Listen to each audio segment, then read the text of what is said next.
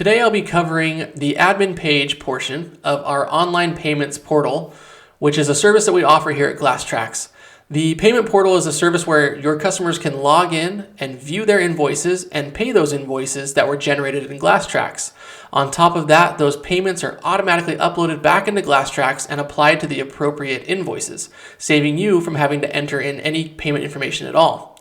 And recently we also added this ability to integrate with QuickBooks Online. Now the admin page portion of this is fairly simple. Let me walk you through it. I'm here on the admin page, and we have two options up here in the top left. We have add a new user and invite user. If I click on the add a new user, this allows me to manually fill in information such as a user ID, password, company name, email address, and then select which company this user is for. At which point you would then send this information to your customer and say, here's your username, here's your password, and the link to it, and they can go ahead and log in and pay their invoices.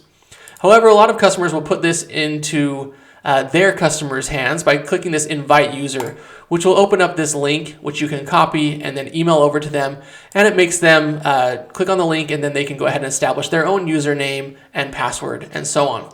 Once they click that link, they will see this screen here, allowing them to fill in their own username, password, company name, and email. Once they fill that information out and they click the add new user button, you can see here a review status appears for that new user.